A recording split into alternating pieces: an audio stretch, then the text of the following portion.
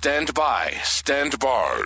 Switching from human mode to dad mode. Initializing sequence.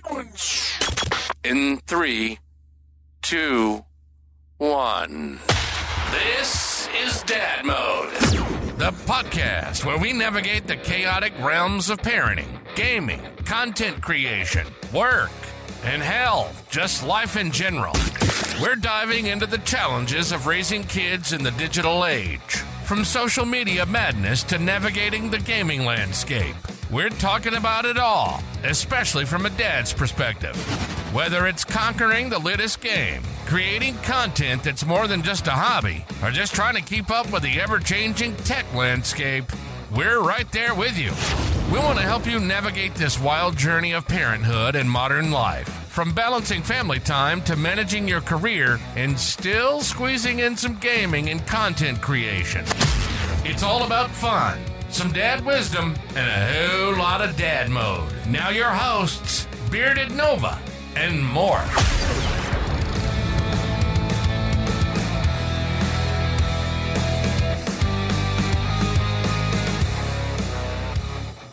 Welcome back, everybody. Welcome to Dad Mode. Today we're going to talk about something that a lot of you, maybe newer parents, think about. What's your parenting style going to be as your kid is growing? And you probably read a lot about a concept called gentle parenting. Today, Bearded and I are going to talk about what our thoughts on gentle parenting are. Bearded, what do you think about gentle parenting? Do you think it's a good tactic for new parents? No, I fucking hate it. To be honest, fucking hate it. I think realistically, and I'm sorry, it's going to hurt some people's feelings, but you're making your children soft. But that's the best way I can put it. We're into that when we talked about it earlier episodes. The participational. That's a part of gentle parenting. No shame, no blame, no punishment. It's handouts. It's being soft. It's sometimes you put it. Kids are dicks at times. Yeah, they can be little assholes. Like they can do stuff. You try and tell me there's a parent out there that's not going to go, it's all right, don't worry about it, because the kids come into the lounge room and smashed up the fucking TV. Right. Like, I don't see it.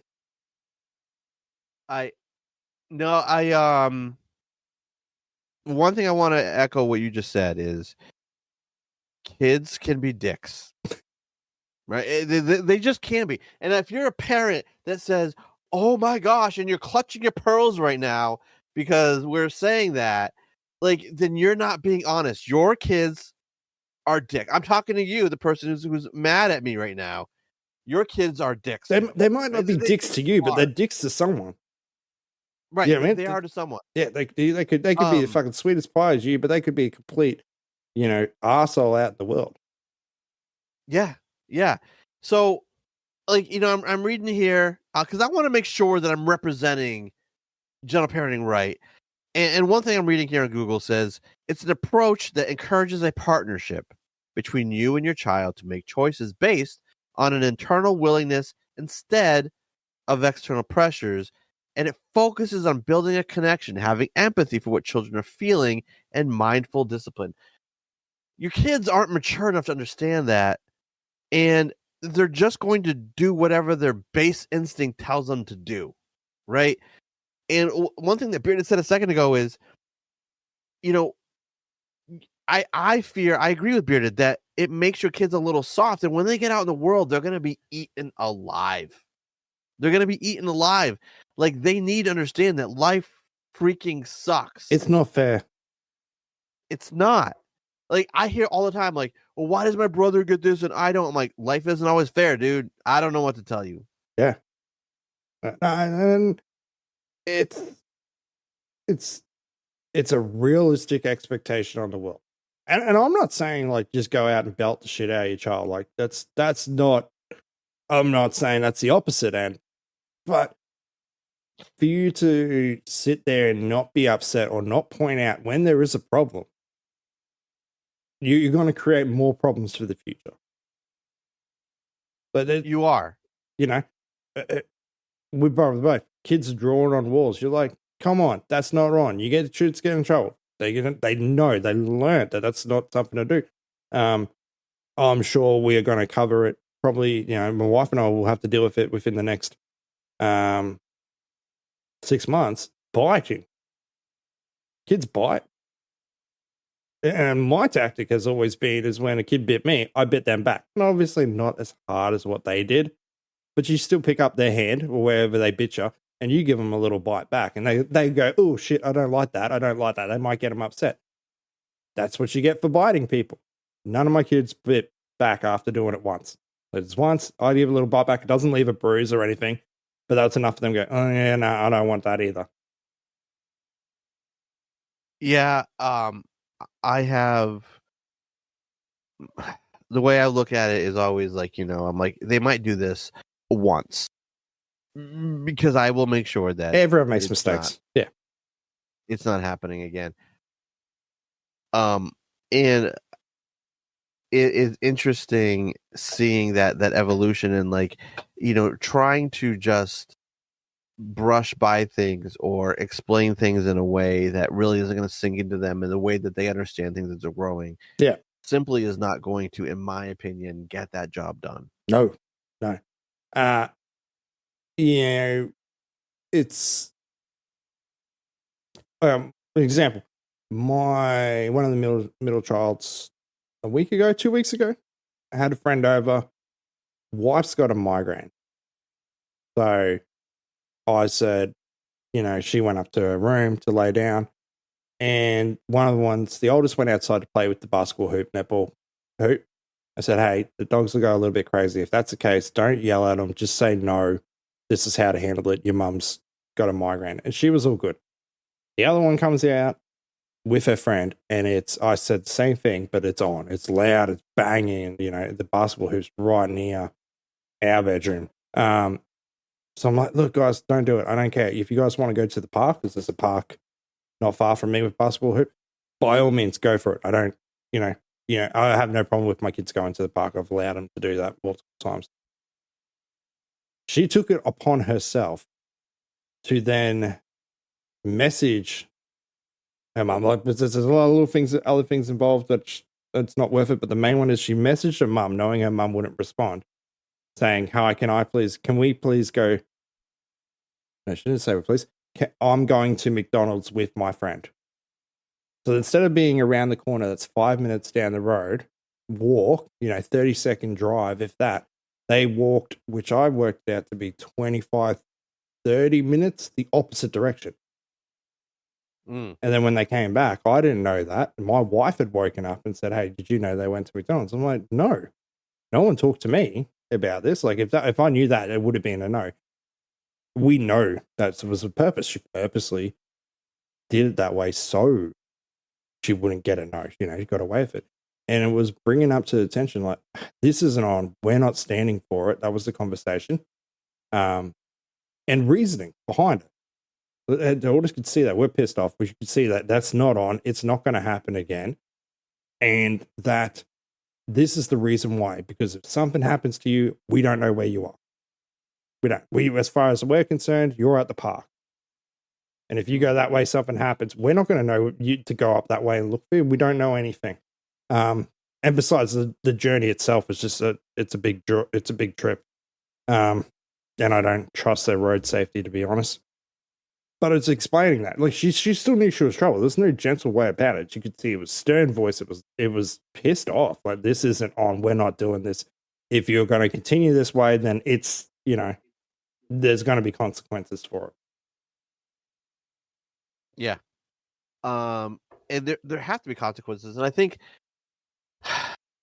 think that too many people, when they start trying to employ gentle parenting, they think it's, you just never discipline your kid, or, you just kind of let them do what they're going to do. Oh, they're just kids. They're going to do things.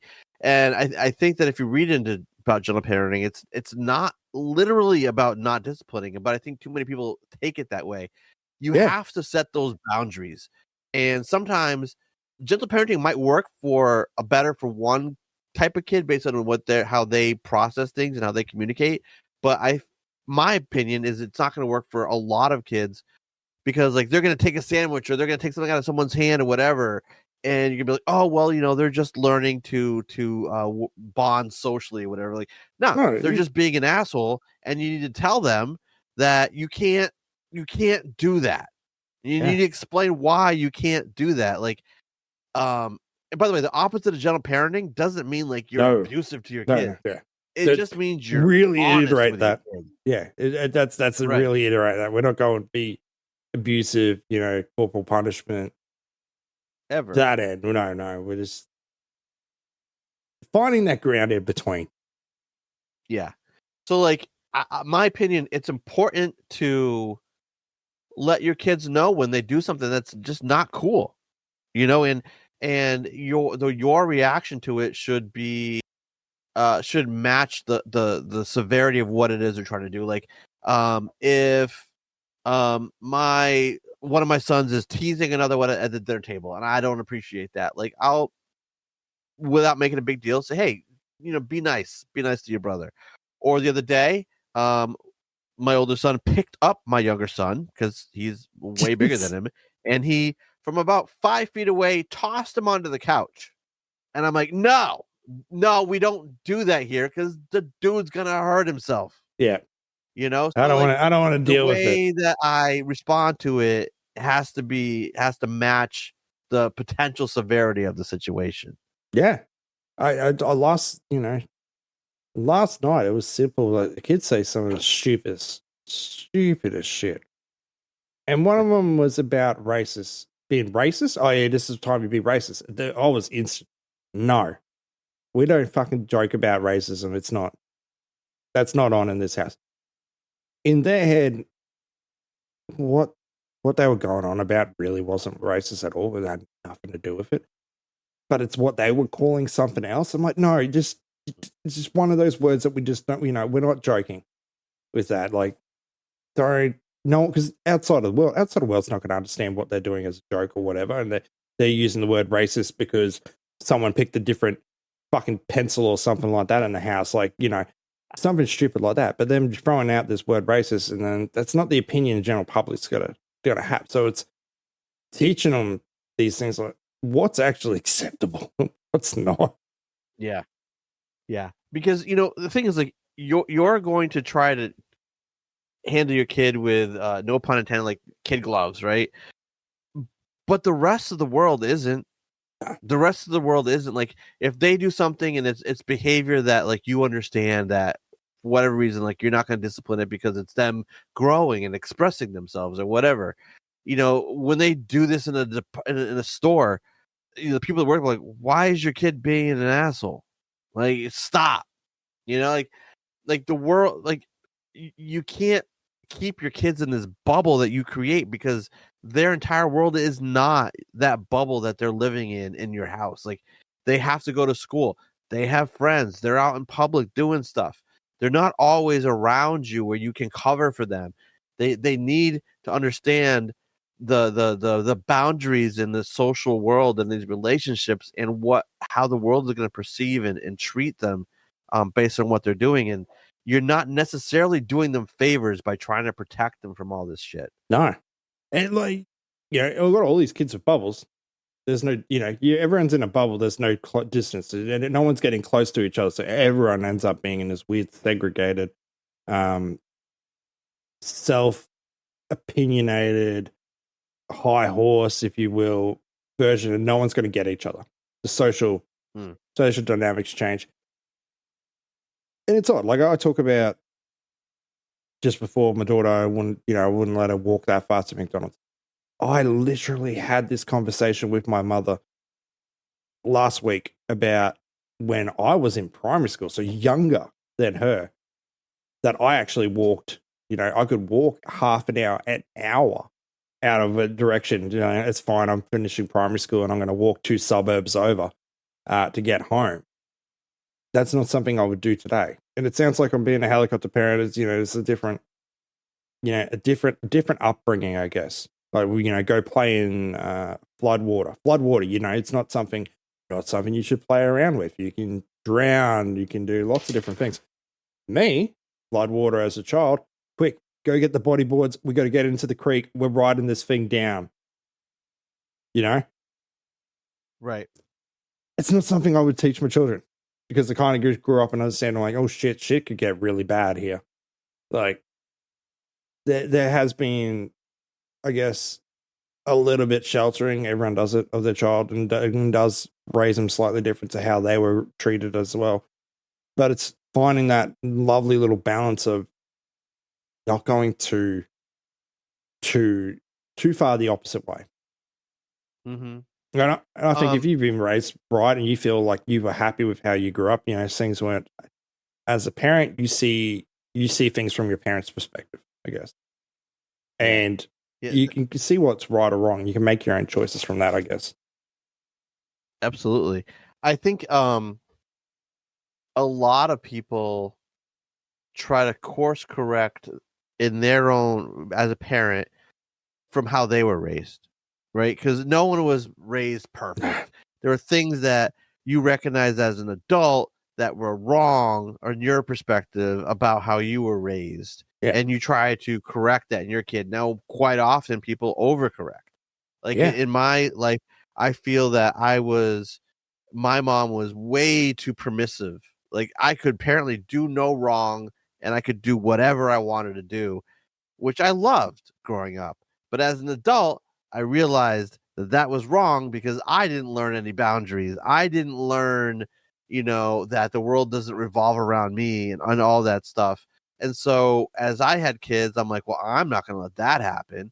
So now I'm kind of maybe going too far the other direction, but I recognize it and I try to pull back a little bit and not try to be too much of an overbearing jerk.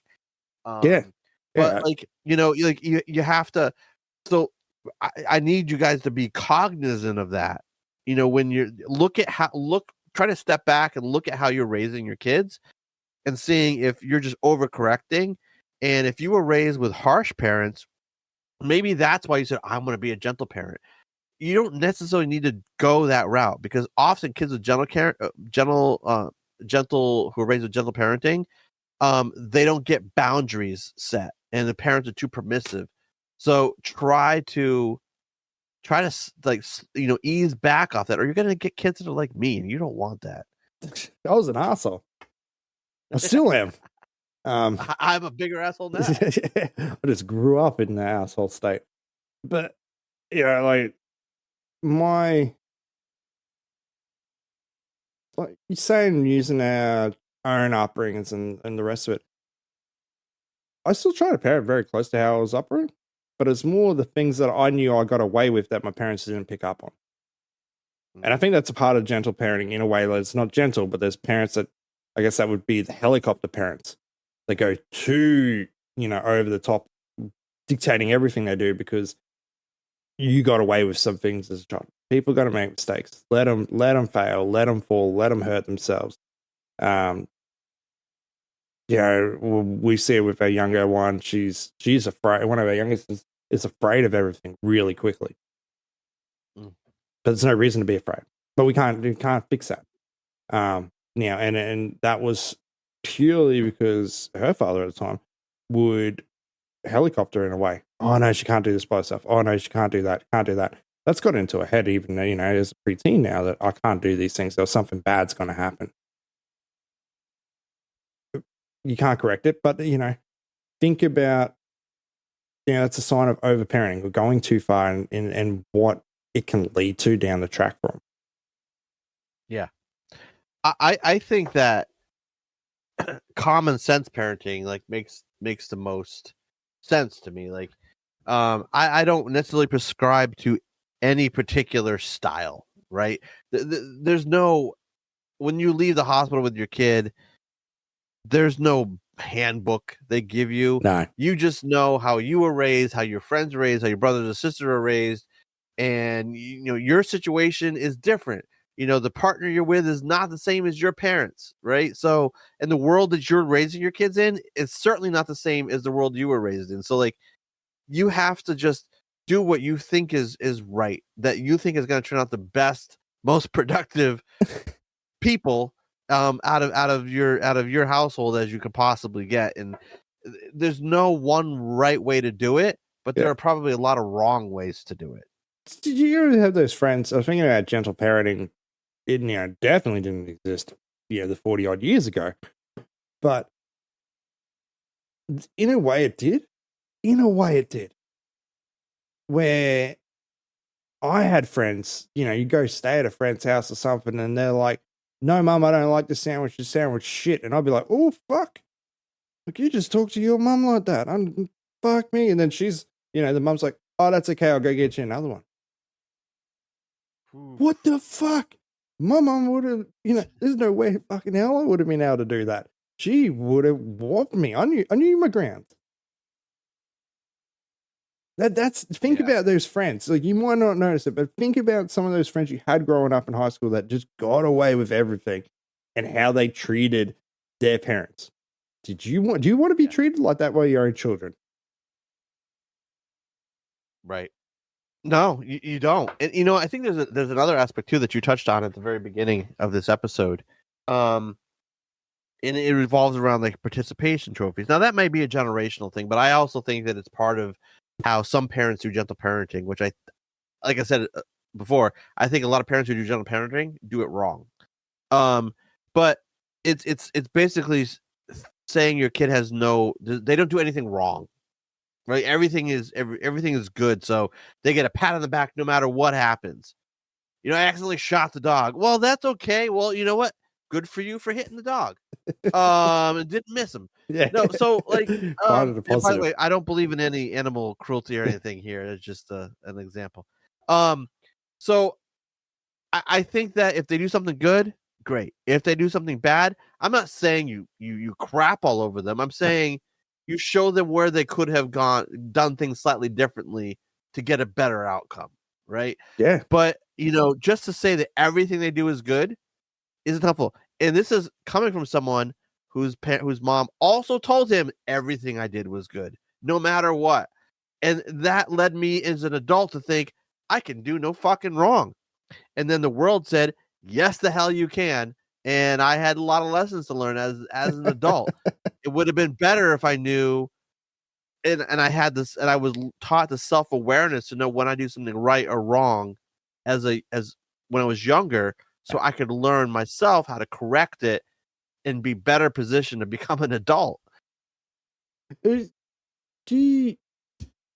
get frustrated when I hear parents at school complain about things to the teachers, about something's not being fair, it's not right for this child. It just irritates me. This absolutely irritates the shit out of me when I hear a parent complaining for their child, because that child, if you raise them right, they'd speak up and bring up. A lot of the times, the children don't have an issue. It's the parents that's got the issue. And it's pushing that image out onto their own child. Irritates me. Yeah. I agree. Let your kids talk. They're not going to learn how to speak for themselves or speak up for themselves if you're always stepping in for them. I do it for my own kids even. My kids, some of the kids talk for the other kids. No. They wanted, one, it's not really bad, but one of the ones is one will come out from their room, hasn't seen any of the other children, and it goes, "Oh, can we all have this?" But why are you fucking asking for everyone to have it? You want it. Don't speak for everyone else. Just say you want it. You don't have to offer it to anyone else. You don't need to go, "I'm getting a drink. Everyone, can we all have soft, Coke? Can we all have a glass of Coke?" No, you want a glass of Coke. They're going to have a glass of Coke because you've now said we're having a glass of Coke. Do you want one? Have your own opinion. Yes. I have my older son. I think he believes he owns his younger brother, because he tries to make all of his decisions and speak for him, manipulates him constantly about what he's going to do and whatever. And so I have slowly been teaching the younger kid to stand up for himself. Yeah. And my older son hates it. Yeah, Hates it. as they get And older, he's it's more like, and more of a and he looks voice. at me with like anger because he knows I taught him to stand up for himself, to stand up to his older brother when he doesn't like what he's trying to be being told he needs to do. But I'm like, it's good for two reasons. One, the younger boy is learning to stand up for himself, so he won't be hopefully pushed around as much as he grows older. And two, my older son is learning you can't manipulate people. You can't do that and think that you're gonna have a wonderful life. You can't speak to people in a particular way and think it's always going to be cozy. You know, obviously that the kids get older, the younger ones get older, and they start realizing what the older ones had done to them, and then it's a revolt. You know, get out of my room. Where like before they used to, the oldest would just walk into the room, you know, unannounced. It's like, I'm coming in here. I'm going to take this. I'm going to do that. Nowadays, it doesn't happen like that. There's a screaming match. There's a fight. There's an argument. You know, my kids don't hit each other. It's really good on that. But it's definitely argumentative now. Definitely a lot more individual, you know, boundaries. They have their own personal boundaries that they have that they're setting out to other people as well. Yeah. Yeah. There's, I mean, I think some people underestimate how little time you have to teach your kids to be adults, to be, good people that are productive and can be self-sufficient. Doing everything for your kid is not healthy. Telling your kid they can do no wrong is not healthy. Letting them get away with everything is not healthy, because the world will eat them alive when they get out from your house. And this could be as soon as 18 years old. If they go to college and they're away, like they're not living at home, they're going to be in public and having to deal with people without you around. And so either the kid won't know what to do and they're gonna struggle, or B, you're gonna be so used to having done everything for them and made every decision for them and covering for them at every possible moment that you're not gonna be able to live with yourself, because you won't be able to be there and you're gonna feel like, oh my God, they're gonna be struggling without me. And that's not healthy either. I find that, you're saying how long you keep it up for. People think, your child, they might be in your home for 18 years or whatever until they move out. You've got all this time to help set these things and raise them right. I have gotten into a different opinion now as my children have gotten older. It's the first half of their life where you're setting this foundation and you're building all the blocks that they need for the things that they will eventually face as a teenager, preteen, adolescent. And then once they do get to that age, you're not really right or wrong. You're more helping them understand the consequences for their decision. Don't get me wrong, my teenager could do something fucking horrible and still get in trouble, grounded, etc. But how that is nowadays is nothing to what it used to be. It's more her handling life and understanding, using all those tools and resting on the foundation that she has from us to take on everything else in the world. And when something happens, it's, do you think it could have been done differently? Oh, yeah, now I think about it, I probably should have done it this way. Or, no, I don't think that, you do get that occasionally. No, I've done everything right. Well, maybe not. Like, here's my point of view. What do you think about that? Yeah. Yeah. It's look, parenting is not easy, nobody has any experience doing it when you first get into it. And it's, it's easy to screw your kids up. I'm going to be honest with you. It's easy to screw them up. But if you pay attention and you treat them like people and not try to coddle them and give them everything and don't discipline them and tell them everything's always going to be amazing, then you're going to be putting yourself on a much better path to have kids that can live for themselves without having you as the crutch for them forever, and not understanding how to do anything without mommy or daddy around. Yeah. That's it. I was just thinking, like, when was the last time I got really angry at a kid. Like, and probably my son when he was a very young age, he'd done something horrible. He got one smack on the butt. That was it. And I've never really faced anything like that. It was only one time. One time. That was it. And it wasn't when he broke his TV or, it was something he done. I can't remember what, but it was a part where I did get that. I understood. No, I don't want to be that parent. That's not what I'm going to do. Yeah. By then, my voice had settled in. The look of fatherhood had settled in a lot more, where you could just go, and that's it. They're not doing anything. Or right, they can hear you coming from a mile away, and they know that's done something wrong. That's not saying you're a dictatorship or anything like that. It just means, they can notice the differences between right and wrong, and if they go, "Ooh, Dad's not going to be happy with this," you've done it right. You don't blame yourself if they end up doing it wrong. If they know that they've done it wrong and they know that you're going to be pissed, that's okay. Like that, you've done a good job because they've realized the acts of their consequences. They understand what they're doing. And, as we said, you can give them all these foundations. You can teach them how to do these things. But if they don't choose to do it, they'll see that consequence and see how it came up to them, whether they made the right choice or not. Yeah. I will say this, though. Is there anything better than the dad voice? It's so good. It's magic. Do you occasionally just like close the door a bit louder behind you? Like you're coming through the front door, shit's going wrong at the house, and it's like, I need to really make sure that everyone knows that I'm home and that I know about it. It's just, you get that little door, a little bit of extra force when you're closing it behind you, coming through the garage or something. Like, shit, Dad's home.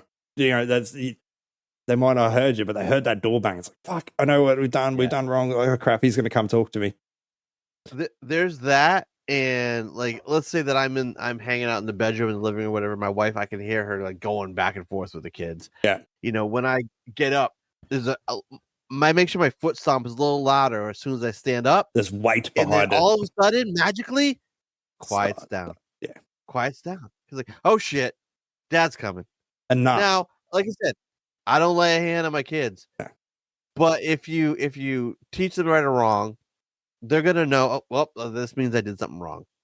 One thing I will say is moms are generally actually speaking for my wife, she's a little jealous that I have there's the dad voice. Like, why isn't there a mom voice? I don't know why. I have the dad voice though. But at the same time, I also hate being the one that has the voice too, because it feels like I'm always the one that's setting this boundary. I've done that to my wife. I'm like, hey, can you be the villain for once here? Yeah. Mums are like the cuddler. It's all right. Dad's a dick. It's okay. They support what you're doing. They support what you've done. Like they're grateful. I know my wife's grateful for a lot of the things I say, or when I come in as a stronger, more authority figure into it. At the time, you're looking at it and how she's reacting. I'm like, you bitch, you're not on my side. But I know in her head, she's like at the same time going, thank you, that was the right thing to do. But she's playing the card of I'm the cool one. Come to me when you. Yeah, I'm not going to get in trouble for you this thing. But what I'll do is you come and tell me what you did wrong. Then I'll send an SMS to your dad, and then he's going to come roaring in and fix this shit up. What's the funniest thing in my house? Funny to me, is that I have the dad voice and all that stuff you said. Yeah, but I'm also the cooler one. For some reason, I'm still the one that they want to go to for fun. And I'm not going to go any further into that because if my wife listens to this, I'll just get yelled at. But yeah, we had an episode where we talked about when we ranked the people in our house. Yeah, I come out higher, even though I'm the one that is a little bit more authority figure. But I put it down to I do a lot of. That's what it is. I do a lot of stupid things, I guess, with after school. Like as much as I'm hard and I bring up things that are wrong and stuff.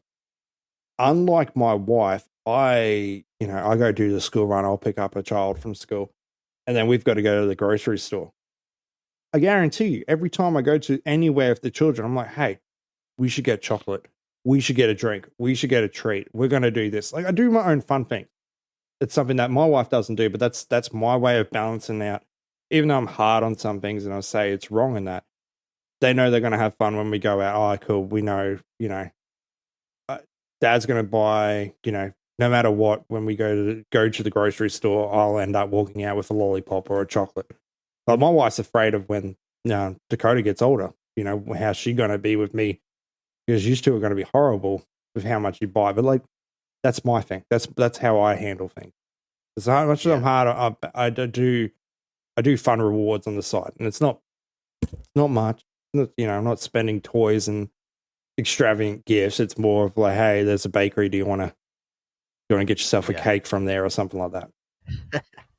So I do that too. Like the kids know, if they go out with me, and like, hey, I'm gonna go run an errand. You guys want to come with me, or I need some help? They know. Or even if I go to the gas station and they pump the gas, I might go in the store and buy them a little bag of candy or something like that, right? A little something, or whatever. Or if mom's working late, there's a better chance they're gonna get takeout than if mom was home, right? Yeah. It's little things. It's nothing too expensive. It's nothing too crazy.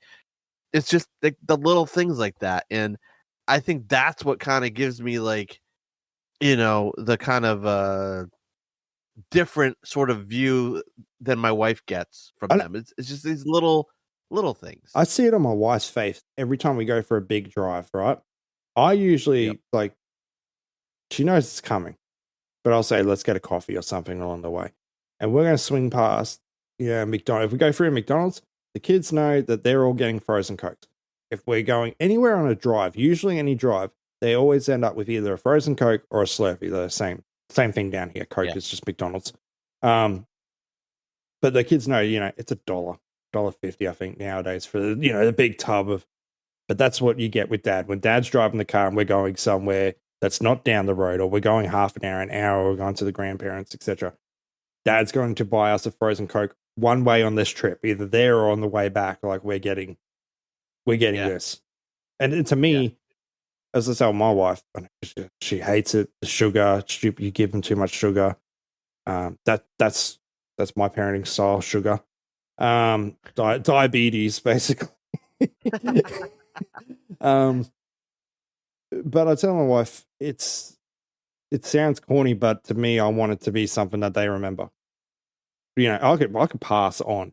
It's 30, 40 years time when I pass on, my kids have got kids, etc. They could turn around and go to their own kids, your grandfather, every time we went somewhere, he'd get us a drink, or they'd do it to their own kids. You know what I mean? It's just something. Yeah. I know it's little, it doesn't mean much, but it's something that they will remember. It's those little things like, I'm not trying to replicate how I was raised because I think there were a lot of issues with it. So a lot of the times I'm trying to just make up the path that I think I would want to be raised, the way that I would want to be treated when I was growing up, the things that I would want to learn, whether I always like it or I don't, the things that I think are important. And, like I don't follow anything specific. I just try to teach my kids the things that I think they're going to need to know to be successful in life and to not get, pushed over from people, and just treat people with kindness and respect and work hard. Right. That's really all I'm trying to teach them. And so letting them know when they mess up, letting them know when they do a good job, and trying to tell them that we work hard, we work hard, we have fun, and that hopefully will instill that sense of responsibility and how to be an adult in the world as they continue to grow older. I think, wrapping up, you just nailed it there. Like that's something I show. It's not exactly how I was growing up. It's different. There is more control. There's more constraints, I guess, on my children compared to what I had. But at the same time, I feel like I'm teaching them and giving them all the tools and things they need to succeed in life. And it's things that I didn't have. It's things that I know if I had that would probably make me a better person than I am now. And that's what my parents' style strategy is. That it's there to try and make them a better person than what I am myself. And if we all do that as parents, we're gonna raise an amazing generation.